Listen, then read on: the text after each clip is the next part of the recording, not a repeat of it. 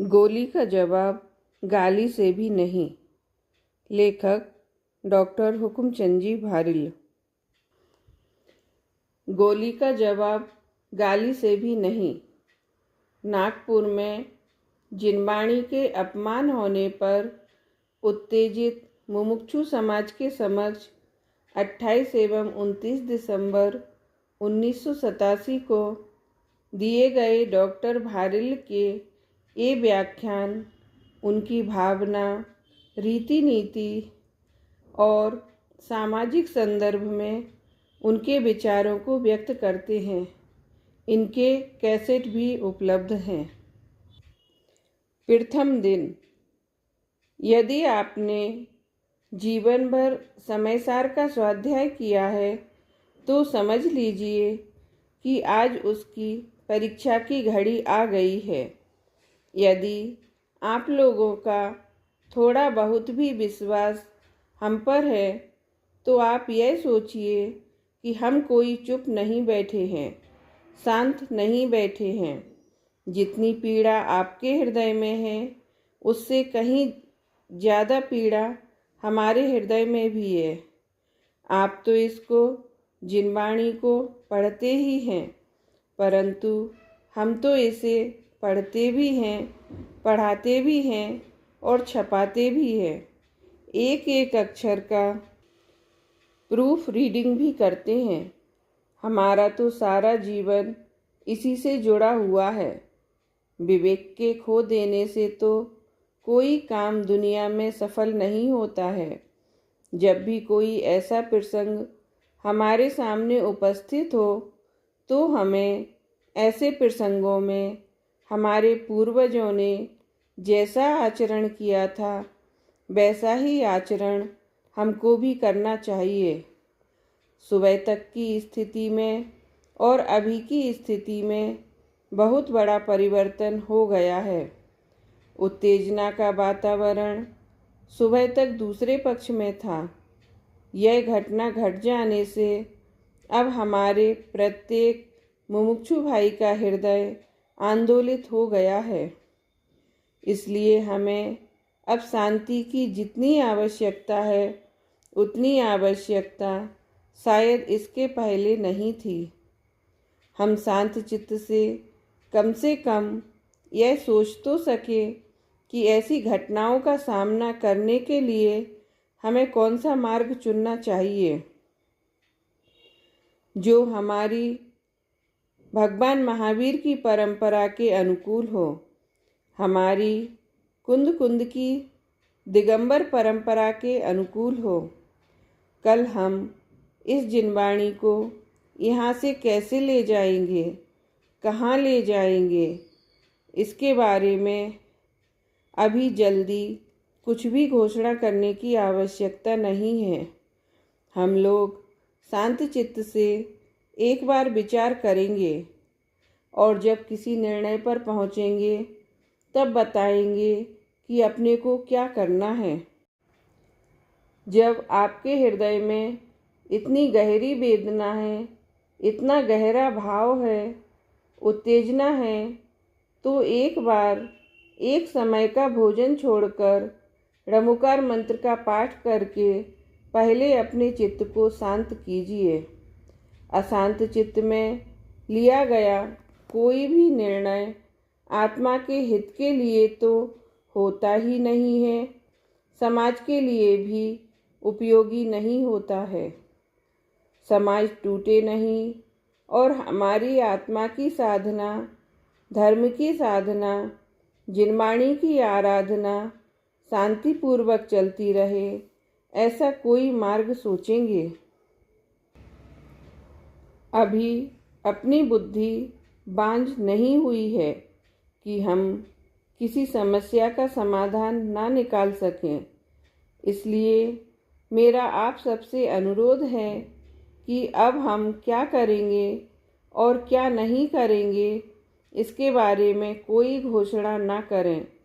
पहले तो कम से कम 24 घंटे तक अपने चित्त को शांत करें और फिर शांत चित्त से निर्णय करें। अपने लोगों से ही प्रताड़ित होकर यह जिनवाणी माता यहाँ आ गई है, तो अब यह यहाँ ऐसे ही नहीं जावेगी। जिसके हजारों बेटे बेटियाँ यहाँ बैठे हों, वह अब ऐसे ही कैसे जा सकती है।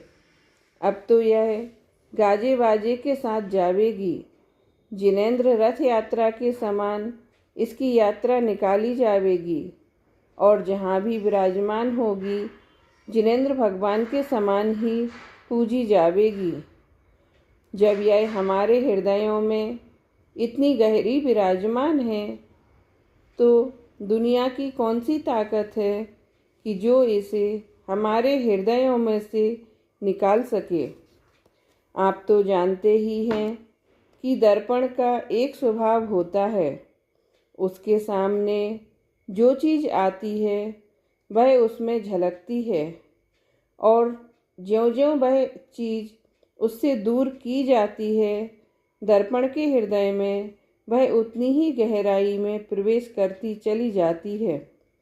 दर्पण से वस्तु को जितनी दूर आप करेंगे, उतनी ही वह अंदर गहराई में प्रवेश करेगी। मैं आपसे पूछता हूँ कि क्या आप जिनवाणी के प्रति इतने भावुक पहले कभी हुए थे? जब हमारी रथ यात्रा निकलती है, तो हम 4 अनुयोगों के शास्त्रों की 4 बोलियां लगाते हैं, पर आज हम 1000 बोलियां लगाएंगे। एक एक आदमी बोली लगाकर एक एक शास्त्र यहाँ से लेकर रथ यात्रा में चलेगा। इस प्रकार हम न केवल जिनवाणी माँ के अपमान का प्रायश्चित करेंगे, अपितु उसके यथासंभव सम्मान से विराजमान करने की व्यवस्था भी कर लेंगे। अब हम सबकी ऐसी भावना हो रही है कि एक जिनवाणी मुझे भी मिलनी चाहिए। इस बोली को मैं ही लूँगा। अरे भाई, इतने लोग चाहे तो 5-10 लाख रुपया तो बातों बातों में खड़े कर सकते हैं। एक नया मंदिर, नया स्वाध्याय मंदिर यहाँ खड़ा कर सकते हैं। इसमें कौन से आश्चर्य की बात है। हमारा यह जो जिनवाणी के अपमान का दुख है, वह कोरे शब्दों में ही नहीं रहे, उसके लिए हम कुछ त्याग भी करें, कुछ समर्पण भी करें, और यह सब कर सकते हैं हम। लेकिन हम यह नहीं चाहते, क्योंकि इससे समाज के 2 टुकड़े हो जाएंगे। हम इस जिनवाणी को लेकर जहाँ विराजमान करेंगे, जहाँ कोई नई जगह बनाएंगे, तो भविष्य में जो भी दान करने की भावना होगी उसी जगह को देंगे। लेकिन हमारा जो मूल मंदिर है, जिसमें हमने अपनी जान की बाजी लगाई है, हमारे पूर्वजों का भी पैसा लगा है, दान का स्रोत फिर उधर नहीं रहेगा। इसलिए हम नहीं चाहते हैं कि किसी भी तरह अभी यह काम हो। अभी इसके लिए हम आवश्यकता भी महसूस नहीं करते हैं, क्योंकि आज रात को पंचायत की मीटिंग होने वाली थी, और जिसमें यह निर्णय होने वाला था, वह पंचायत की मीटिंग हो ही नहीं पाई, और उसके पहले ही यह काम हो गया। जिस काम के लिए पंचायत की मीटिंग होने वाली थी, वह काम पहले ही हो गया। इसीलिए यह काम पंचायत ने किया है, ऐसा हम नहीं मान सकते। इसलिए हमारे पास अभी एक पंचायत की अदालत है। यदि पंचायत हमें अपने साथ रखना चाहती है, समाज के 2 हिस्से नहीं करना चाहती है, तो हम भी उसके लिए पूरी तरह समर्पित हैं। हम आप लोगों से निवेदन करते हैं कि यदि पंचायत प्रेम से आपको अपने साथ रखती है, तो आप सिर झुकाकर उस पंचायत के साथ ही रहिए। हम नहीं चाहते हैं कि इस शिविर के साथ कोई ऐसा इतिहास जुड़े कि इस प्रसंग पर नागपुर में एक अखंड समाज के 2 टुकड़े हो गए थे। आपकी इतनी भावना देखकर हमें विश्वास हो गया है कि 1 साल के भीतर ऐसा स्वाध्याय मंदिर या मंदिर बन सकता है कि जहाँ यह जिनवाणी पूरे सम्मान के साथ सुरक्षित रह सकती है। लेकिन उसमें समाज के 2 हिस्से हो जाएंगे और यह कलंक हम अपने माथे पर किसी भी हालत में नहीं लेना चाहते हैं। अत्यंत मजबूरी की हालत में ही हम इस दिशा में सोचेंगे। इसलिए मैं आपसे कहता हूँ कि ऐसी कोई जल्दबाजी नहीं करें। अभी अपने पास 2-3 दिन सोचने समझने के लिए हैं। समाज का स्नेह हम उनसे हाथ जोड़कर प्राप्त करने का प्रयत्न करेंगे। हमें उनका स्नेह मिलेगा तो हम पूरे संकल्प के साथ उनके साथ रहेंगे, और नहीं मिलेगा तो भी जिनवाणी की आराधना तो हम कभी छोड़ेंगे नहीं। वह तो हर हालत में हमारे खून का एक अंग बन चुकी है। इसलिए इसके स्वाध्याय का इंतजाम तो हम करेंगे ही। अभी हमारे पास अनेक रास्ते खुले हुए हैं, इसलिए हम कोई एक रास्ते की घोषणा ना करें, उत्तेजना में ना आएं, अपनी भावना को कायम रखें और उत्तेजना को समाप्त कर दें। मेरा आपसे यह विनम्र अनुरोध है। हमारी नागपुर की समाज समझदार समाज है, बुद्धिमान समाज है, पढ़े लिखे लोग हैं। जो गलतफहमियाँ हमारे बारे में समाज को है, हम इन 2-3 दिनों में अपनी वाणी से, अपने व्यवहार से दूर करने का प्रयत्न करेंगे, जिससे कि समाज के टूटने का जो प्रसंग बना है वह किसी तरह टल जाए। यह उपसर्ग अब जिनवाणी का नहीं रहा, समाज का हो गया है। इसलिए हमें उस दिशा में सोचना चाहिए। जिनवाणी तो हमारी गोद में, हमारे माथे पर आ ही गई है। इसे तो हम अपने माथे से उतारने वाले हैं ही नहीं। लेकिन हमारी समाज की भी एक समस्या है। महाराज श्री कोई आदेश दें और समाज उसको न माने, यह कैसे संभव है? बीतरागी नग्न दिगंबर साधु भी हमारे सिरमौर हैं, और उनकी उपेक्षा नागपुर समाज तो क्या कोई भी समाज कैसे कर सकती है? इसलिए इस समाज की यह एक मजबूरी भी हो सकती है। यह बात हमको गहराई से अनुभव करना चाहिए कि इस दिशा में हम क्या कर सकते हैं। मेरे पास एक भाई श्री शिखर चंद जी का एक पत्र आया है और उन्होंने मुझे यह पढ़कर भी सुनाया है। उन्होंने मुझसे अनुरोध किया है कि आज आप उसे सभा में पढ़कर सुना दीजिए और इसके बारे में समाधान कर दीजिए। समाज को गलतफहमी है वह कुछ दूर हो सकें। इसलिए पहले मैं उनका पत्र पढ़कर सुनाता हूँ और फिर मैं अपनी तरफ से उस गलतफहमी को दूर करने का प्रयास करूँगा। हम आपसे हाथ जोड़कर प्रार्थना करते हैं कि 1 दिन का 2 दिन का समय हमको दीजिए, जिससे इस माहौल में जो दोनों तरफ उत्तेजना बढ़ गई है उसे हम अपने प्रयत्नों से शांत कर सकें।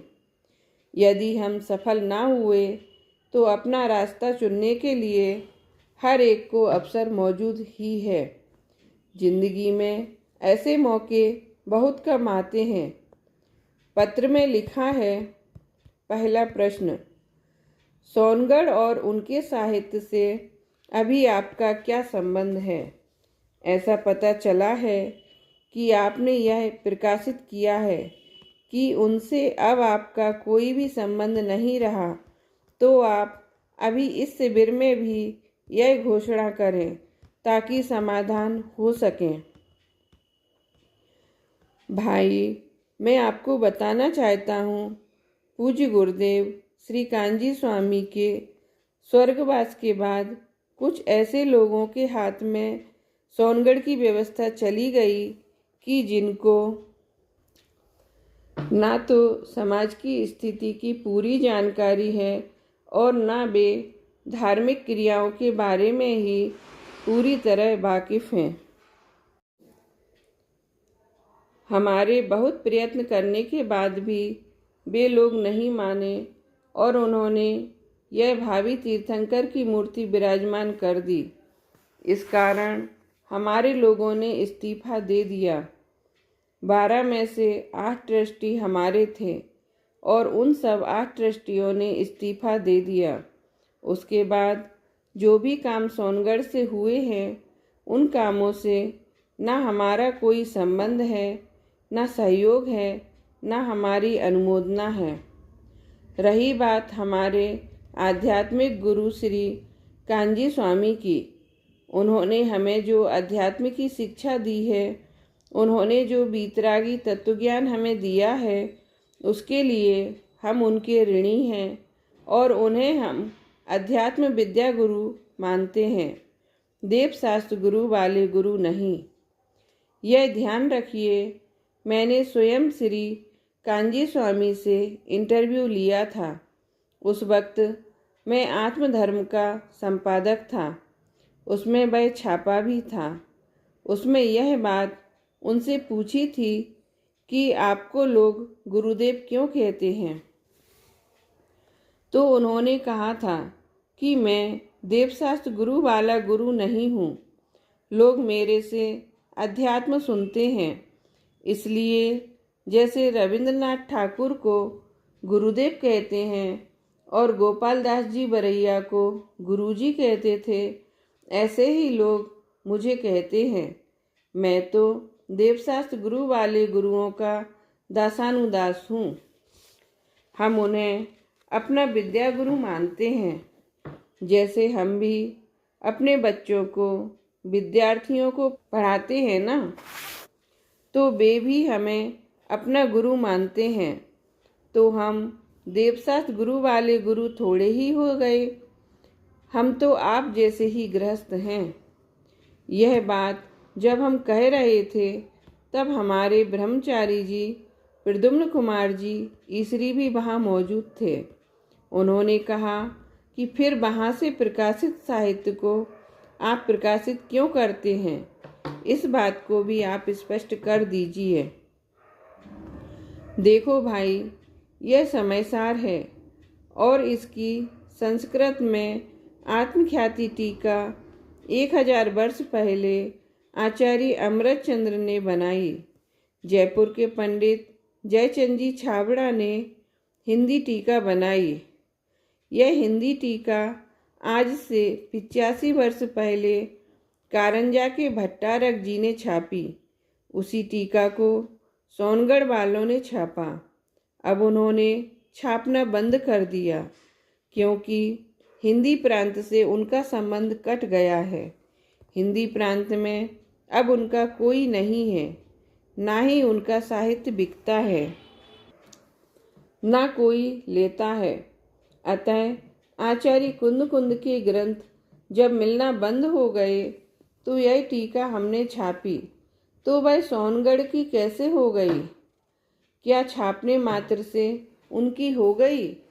क्या एक बार किसी किताब को कोई छाप दे तो क्या वह किताब उसकी हो जाती है? यह तो जयपुर के पंडित जयचंद जी छाबड़ा की टीका है और उसे ही हम छापते हैं।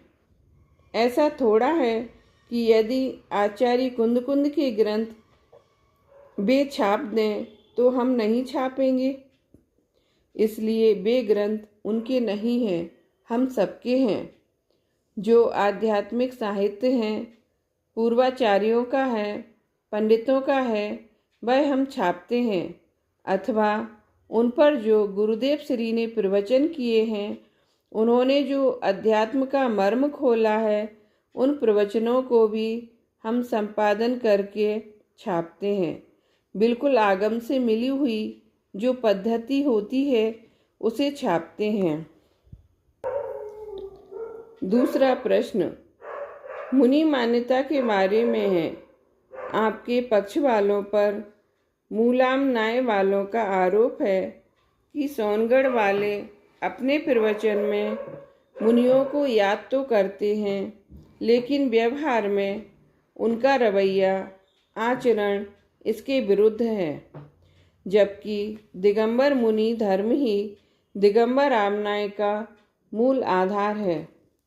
कथनी और करनी में यह फर्क क्यों? पंच परमेष्टि में एक परमेष्टि साधु मुनि हैं। भाई, आप मुनिराजों के गीत तो बहुत गाते हैं, प्रवचन में भी बोलते हैं। आपने देवशास्त्र गुरु की पूजा भी लिखी है और उसमें यह भी लिखा है,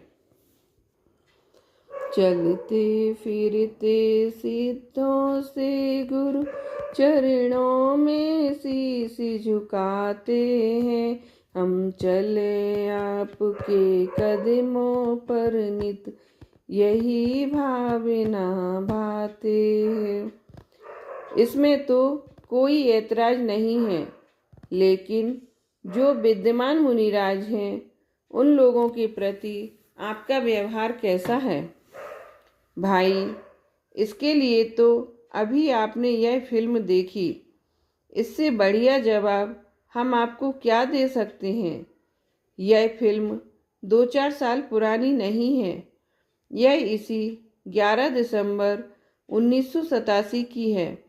11 दिसंबर को श्री टोडरमल स्मारक भवन में आचार्य विद्यानंद जी महाराज पधारे थे। हमने उनका वहाँ पर स्वागत किया। उन्होंने 1 घंटा प्रवचन दिया। उन्होंने यह कहा कि ये सब शास्त्र हमने देखे हैं, ये बिल्कुल ठीक हैं और इनका किसी भी तरह अभिनय करना अच्छी बात नहीं है। पंडित रतनचंद जी की लिखी जिन पूजन रहस्य किताब की उन्होंने बहुत प्रशंसा की और एक उदाहरण दिया कि बाजार में हम जाते हैं तो जो चीज़ हमें किसी की भी दुकान पर मिलती है, यदि अच्छी चीज़ होती है तो हम उसे खरीदते हैं। वहाँ पर यह विचार नहीं करते हैं कि बेचने वाला दाढ़ी वाला है कि मूछ वाला है।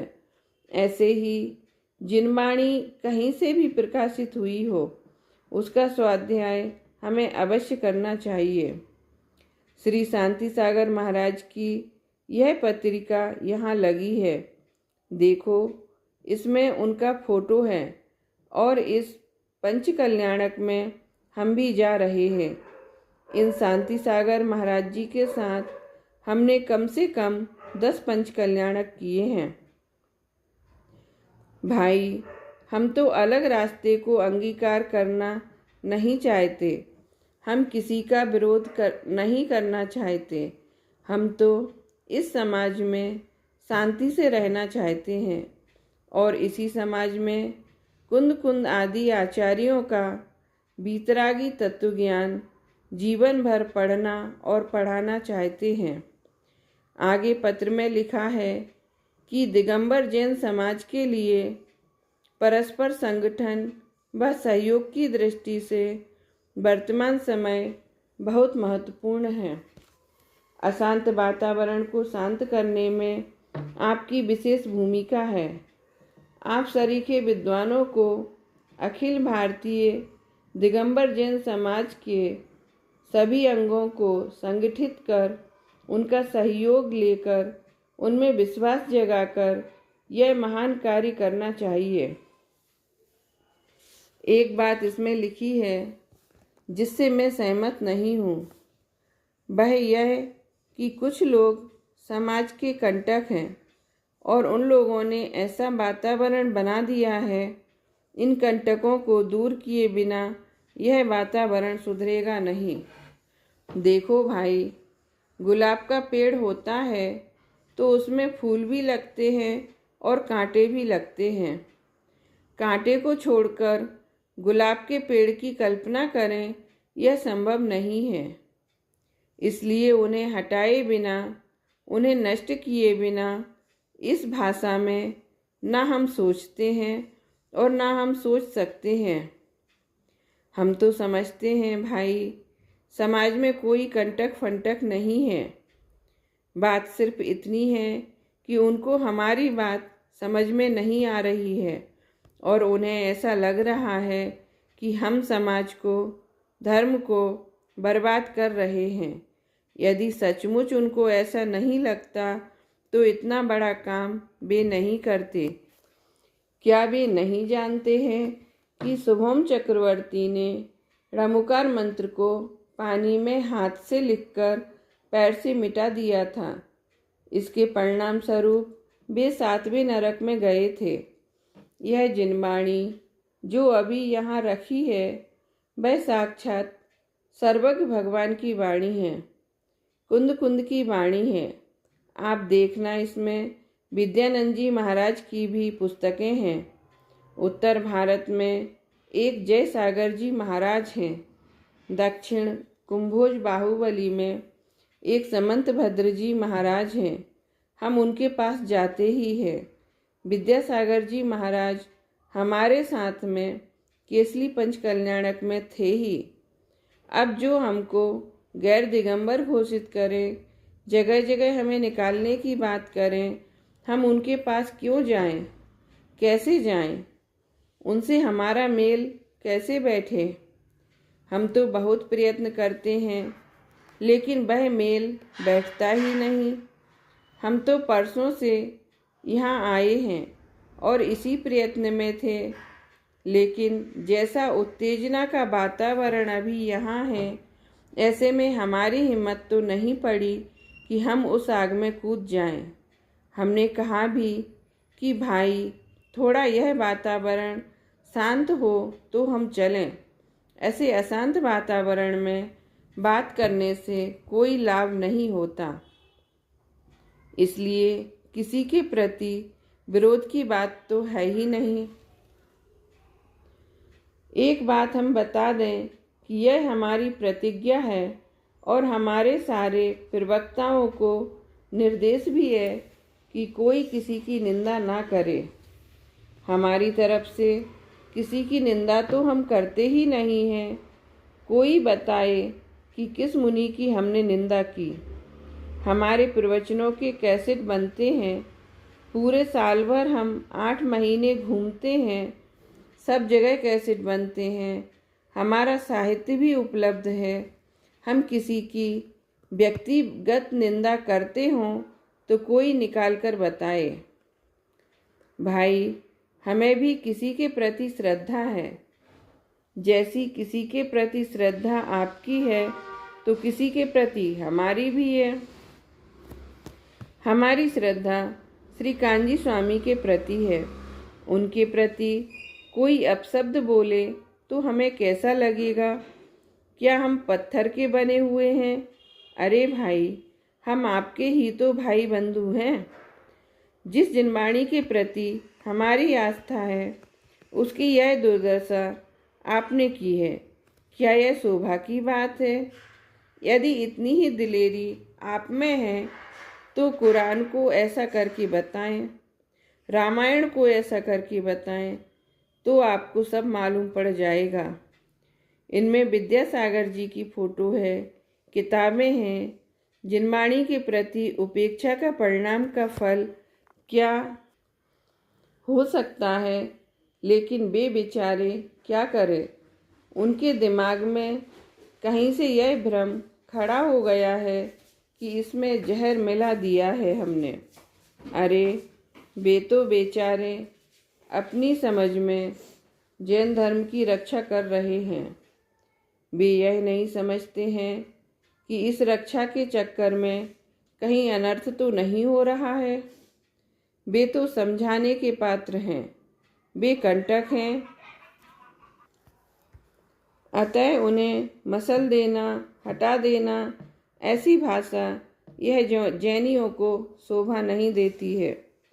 किसी क्षत्रिय से पूछो, बा, का, बनाना हो तो क्या करना पड़ता है? तो वह कहता है कि पेट चीर दो। बनिए से पूछो तो वह कहता है कि पेट भर दो।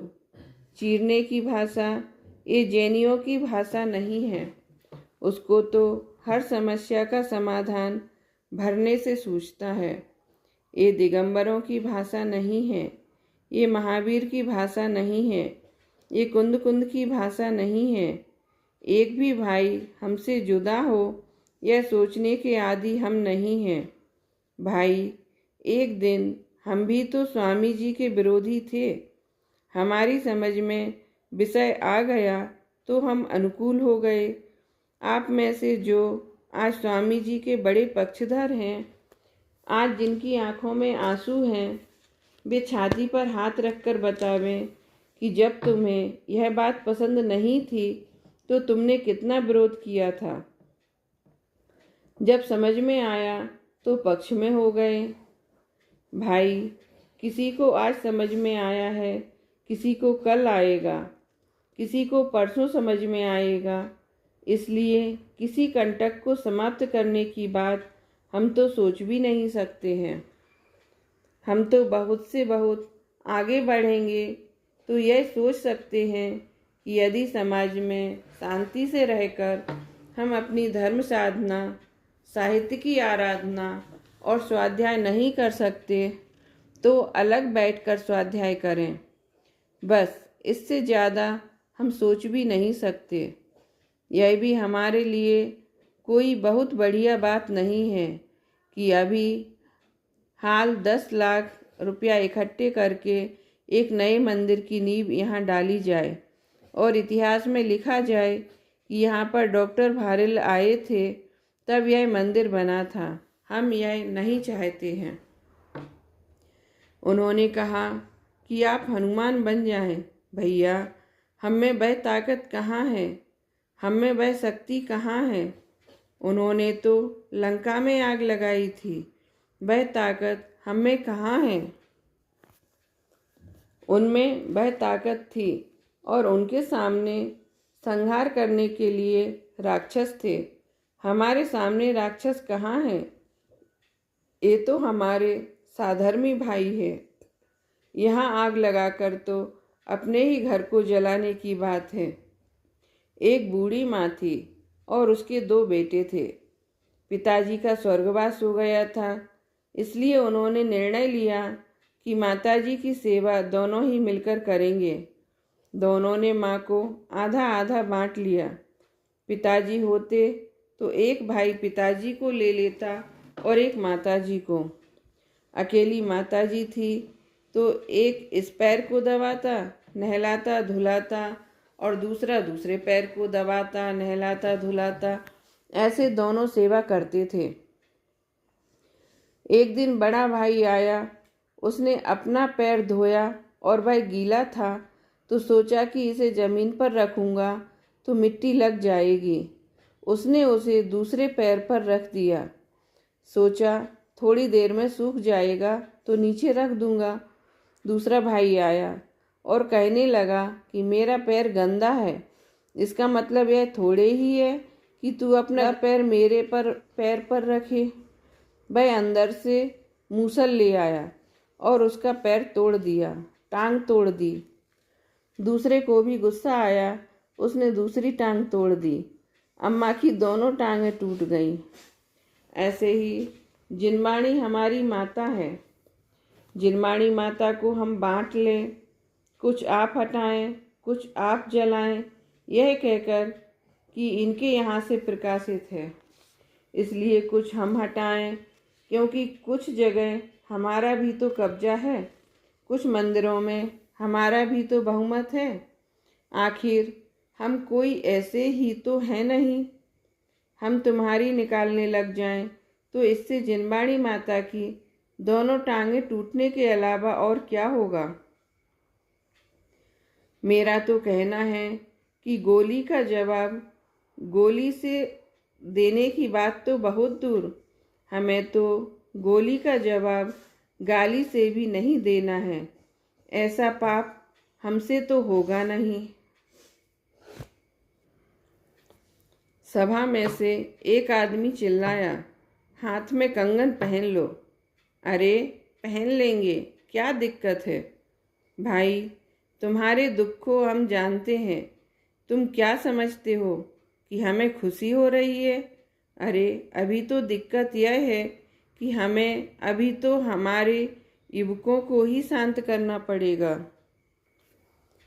आधी शक्ति इन युवकों को शांत करने में लगेगी, क्योंकि जिस कुएं का पानी आप पीते हो उसी कुएं का पानी हमारे ये बेटे भी पीते हैं। कुआं अलग अलग होता तो बात अलग थी। जिस मिट्टी में आप पले पुसे हो उसी मिट्टी में ये पैदा हुए हैं। अब इनका क्या करें? यह तो अध्यात्म का प्रताप है कि हमारी इतनी बात सुन करके रह जाते हैं। देखो, यह हमारा विद्यार्थी है और हमको बोलता है कंगन पहन लो, चूड़ियाँ पहन लो। क्या करें? हम सब जानते हैं कि इनके दिल में कितना दर्द है। वह दर्द बोल रहा है। यह तो सुबह शाम उठकर दिन में 2 बार पैर पड़ने वालों में से है। कोई अभिनयी लड़का नहीं है। यह तो बाल ब्रह्मचारी है। इसने तो अपना सारा जीवन इस काम के लिए समर्पित किया है। घंटे भर से बहुत उबल रहा है। मैंने अपने 4 हनुमानों को भेजा है इसे शांत करने के लिए, लेकिन अभी तक शांत नहीं हुआ है। नहीं भाई, यह रास्ता नहीं है। मैं आपसे कहता हूँ कि हम भी उसी उद्देश्य की प्राप्ति के लिए कार्य कर रहे हैं। निश्चित रूप से यहाँ का जागरूक समाज इस बात पर गंभीरता से विचार करेगा। आप चिंता मत करो। हम नागपुर से तभी जाएंगे जब इस जिनवाणी माता की सुंदरतम व्यवस्था हो जाएगी। ज़्यादा दुखी होने की रंच मात्र आवश्यकता नहीं है। आपसे मेरा यह विनम्र अनुरोध है कि आप शांति बनाए रखें। हम अंतिम बिंदु तक एकता के लिए प्रयत्न करेंगे।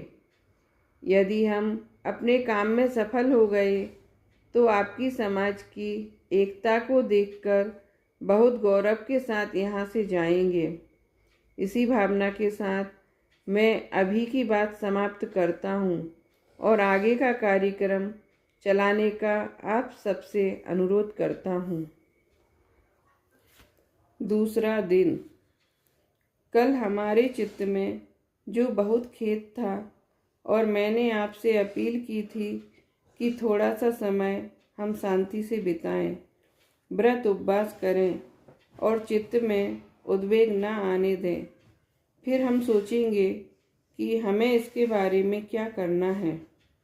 इन 24 घंटों में हमने बहुत विचार विमर्श किया, बहुत से लोगों से सलाह मशवरा भी किया और हमारा तो यह विश्वास है कि जिस मंदिर से यह जिनवाणी यहाँ आई है उसी मंदिर से ही तो अपने पास जिनेंद्र भगवान भी आए हैं।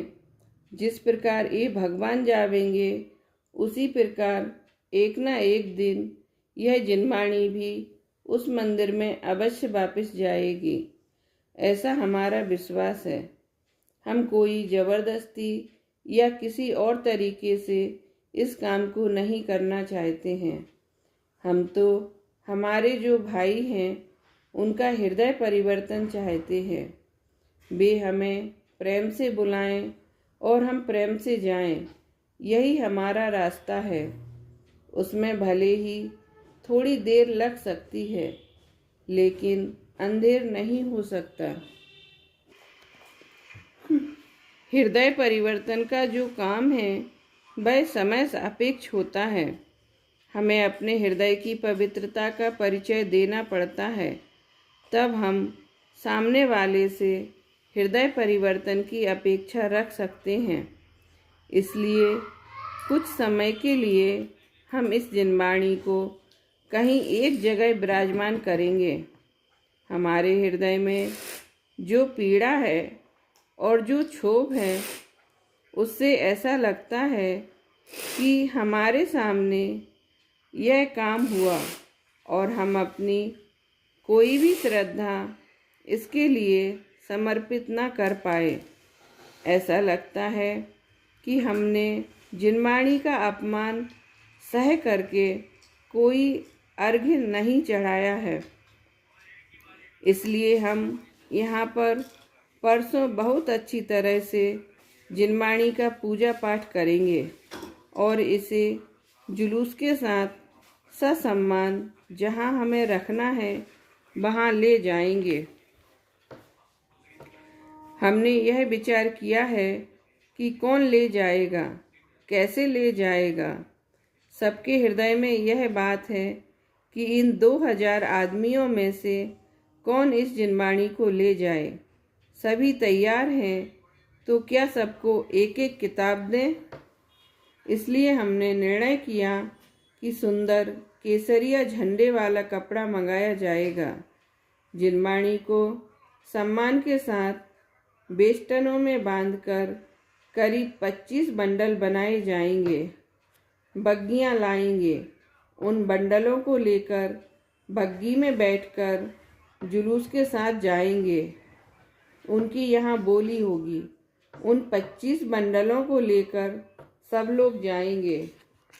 उन बोलियों में जो भी राशि आएगी वह उसी जिनवाणी की रक्षा और जिनवाणी के सम्मान में प्रचार प्रसार में ही काम आएगी। हम अभी कोई नया स्वाध्याय मंदिर नहीं बनाएंगे जब तक हमको यह पूरी आशा है कि हम उसी मंदिर में स्वाध्याय करेंगे, बैठेंगे और वहीं जिनवाणी विराजमान करेंगे। जब तक यह नहीं हो जाता तब तक कहीं हमको 2-4 महीने बैठना पड़ सकता है और उसके लिए हमें खर्चे की व्यवस्था करनी पड़ सकती है। वह सारा पैसा आपका उसी व्यवस्था के काम आएगा। हम पृथकता के दृष्टिकोण को लेकर नहीं चलना चाहते हैं। हम वर्षों इंतजार करेंगे और जब बिल्कुल थक जाएंगे तब कोई दूसरी बात सोचेंगे। बोलियां तो 25 ही होंगी। शेष के लिए गुल्लक रखा जाएगा। इस काम के लिए जो भी अपनी श्रद्धा समर्पित करना चाहे वह उस गुल्लक में पैसे डालकर अपनी भावना पूर्ण करे। इसकी व्यवस्था के लिए यहीं के जो आदमी हैं उनकी कमेटी बना दी जाएगी। वे इस काम को देखेंगे। जो बाहर वाले आए हैं उनकी भी ड्यूटी है कि वह इस काम के लिए अधिक से अधिक दान राशि देकर जाएं। यहाँ वाले तो देंगे ही, यहाँ वालों को तो करना ही है। उस जिनवाणी की सवारी बहुत शान के साथ ले जाएंगे। जहाँ भी वह रहे शान के साथ विराजमान रहे, स्वाध्याय चालू रहे। जब भी वापस उस मंदिर में हमारी जिनवाणी पहुँचेगी तो जो पैसा बचेगा हम उस मंदिर में दे देंगे। जिस मंदिर में यह विराजमान होगी वहीं वह पैसा दिया जाएगा। ऐसी कोई बात नहीं है कि हमको अलग करना है, लेकिन जब तक हमको अलग रहना पड़ेगा तब तक उस व्यवस्था में जितना भी खर्च होगा इसी में से होगा। यदि आपको स्वाध्याय आदि की कोई तकलीफ आए तो आप जितने भी रुपये महीने के हिसाब से जो भी जगह मिले वह किराए से ले लीजिए।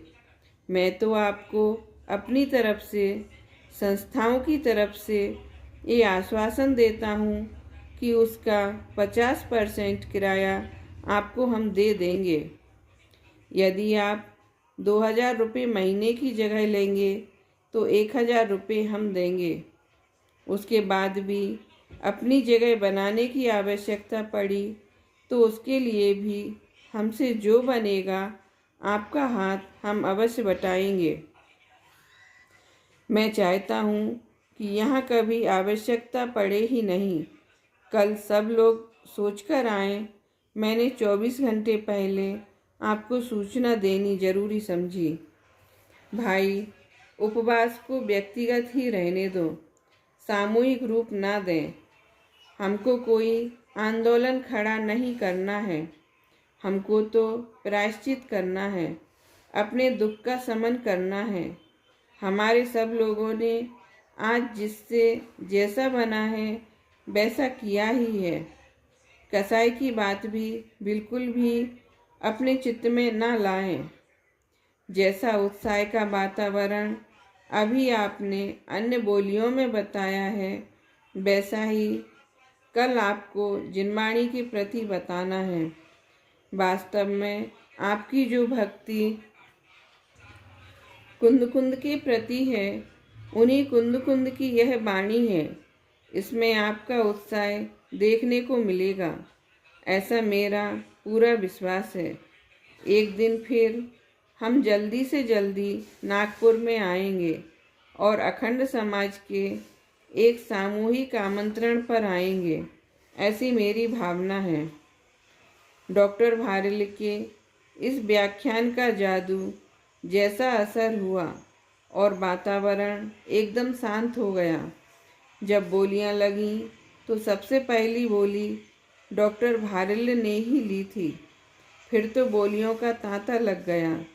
25 के स्थान पर 50 बोलियां लगानी पड़ी। कालांतर में मंदिर भी बनाना पड़ा और हमारे सद्भाग्य से वह मंदिर भी दर्शनीय बन पड़ा है। वाणी का संयम बहुत जरूरी है। दिनांक 16 से 21 नवंबर 2005 तक किशनगढ़ राजस्थान में हुए पंचकल्याणक प्रतिष्ठा महोत्सव में केवल ज्ञान कल्याणक के अवसर पर सामाजिक सद्भावना एवं शांति के लिए डॉक्टर हुकुमचंद जी भारेल द्वारा दिए गए मार्मिक उद्बोधन का महत्वपूर्ण मार्मिक अंश यहाँ प्रस्तुत किया जा रहा है। पंचकल्याणक महोत्सव समापन की ओर है। इस अवसर पर मैं 2-3 मार्मिक बातें आपसे कहना चाहता हूँ। इसके पश्चात केवल ज्ञान कल्याणक की चर्चा करूँगा। पहली बात तो यह है कि हम अपनी पीठ को कितनी ही क्यों न ठोकें, लेकिन हमें यह नहीं भूलना चाहिए कि पूज्य गुरुदेव श्री का पुण्य प्रताप अभी जीवित है, इसीलिए हमें यह सफलता मिली है। हम तो उन आचार्यों के शिष्य हैं जो समयसार जैसा ग्रंथ और आत्मख्याति जैसी टीका लिखकर भी अंत में लिखते हैं कि मैंने कुछ नहीं किया। अक्षर मिलकर शब्द बन गए, शब्द मिलकर वाक्य बन गए और वाक्य मिलकर यह पवित्र शास्त्र बन गया। अमृतचंद्र ने कुछ किया है ऐसा मानकर हे शिष्य तुम मोह में मत नाचो।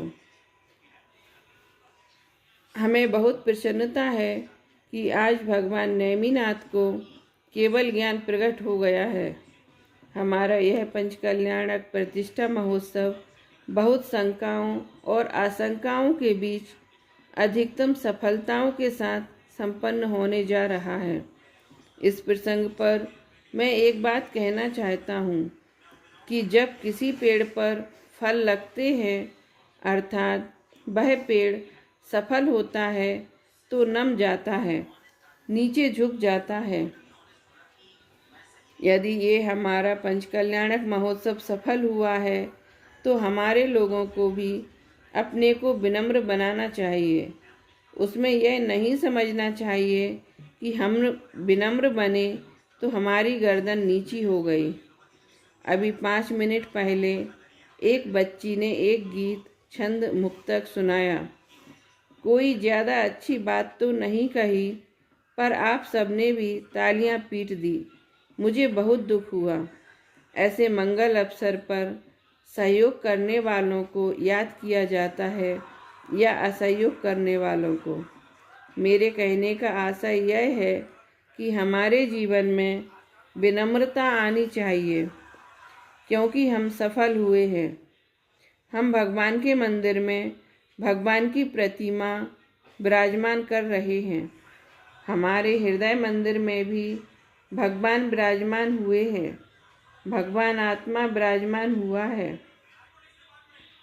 जहाँ हृदय में भगवान विराजमान हुए हों, वह हृदय कैसा होना चाहिए, मैं आपसे इसकी कल्पना करने की अपेक्षा रखता हूँ। सामाजिक दृष्टि से समाज सर्वोच्च है। उससे कटकर रहने की हम कल्पना भी नहीं कर सकते, करना भी नहीं चाहिए। हमें हर बात को नेगेटिव रूप में नहीं देखना चाहिए। जैसा कि कल समाज में दिगंबर 13पंथी 20पंथी का जो सामूहिक भोज हुआ, उसमें उन लोगों को भी आमंत्रण दिया गया जिनको पहले जात बाहर करने की धमकियां दी गई थीं। इसलिए समझना चाहिए कि हमारे इस पवित्र यज्ञ से उनके हृदय में भी कुछ अच्छे भाव जगे हैं। उसका यह परिणाम है। हमें इस बात को राजनीति नहीं समझकर पवित्र हृदय से स्वीकार करना चाहिए। हमारे बारे में समाज को जो भी शिकायतें हैं, जिनके कारण ये थोड़ी बहुत तकलीफ़ें खड़ी होती हैं, ऐसी बातों से हमें बचना चाहिए। किंतु जो तत्वज्ञान की मान्यता है, उसे तो हम किसी भी कीमत पर नहीं छोड़ सकते हैं, चाहे हमें सब कुछ छोड़ना पड़े। लेकिन मैं यह कहना चाहता हूँ कि हम अपनी बात को विनम्रतापूर्वक भी बड़ी दृढ़ता के साथ रख सकते हैं। उसके लिए कठोर शब्दों की कोई आवश्यकता नहीं है। इससे जो अनावश्यक तकलीफ़ें खड़ी होती हैं, वे खड़ी नहीं होंगी, पर जो होनी हैं वे तो होकर ही रहेंगी। हम अलग रहकर भी समाज के अंग हैं और समाज में रहकर भी अलग हैं। अलग इसलिए हैं कि हम निर्विघ्न अपना पूजा पाठ स्वाध्याय करना चाहते हैं, क्योंकि हमें दूसरी जगह ये कार्य निर्विघ्न करने का अवसर प्राप्त नहीं होता। हम एक साथ इसलिए हैं कि हमारा सम्मित शिखर एक साथ है, हमारा गिरनार एक साथ है, हमारे भगवान महावीर एक साथ हैं। उनको तो हम नहीं बांट सकेंगे। यह हमारी मजबूरी समझो या जो कुछ भी है। हम ना अलग रह सकते हैं, ना एक साथ रह सकते हैं। हमको एक साथ रहकर भी अलग रहना सीखना होगा और अलग रहकर भी एक साथ रहना सीखना होगा। प्रदीप जी चौधरी ने इतना बढ़िया काम किया है। उन्हें आप लोगों ने भरपूर शाबाशी भी दी है और वह काम शाबाशी के काबिल है भी। लेकिन फिर भी प्रदीप जी से और बेटी कुसुम से मैं यह कहना चाहता हूँ कि अब अपने मुंह से एक भी ऐसा शब्द नहीं निकालना जो हमारी इस प्रतिष्ठा की गरिमा को कम करे। पूरा दिगंबर जैन समाज अपना है और अपना रहेगा। अब आपको क्या तकलीफ है? आपका मंदिर है, पूजा करिए, पाठ करिए, स्वाध्याय करिए, चर्चा करिए, पर इसमें कठोर शब्दों की क्या ज़रूरत है? मेरे हृदय में यह विकल्प इसलिए उठा है क्योंकि मैं बहुत दिनों से ऐसी बातें सुनता आ रहा हूँ कि यदि ऐसा नहीं होता तो ऐसा हो जाता। आपके कानों में भी ऐसी बातें आई होंगी। अब जो हो गया उसकी मैं बात नहीं करता, लेकिन कल से ऐसा नहीं होना चाहिए। सामने वाले भले ही भाषा समिति छोड़ दें, किंतु हमें भाषा समिति नहीं छोड़ना चाहिए।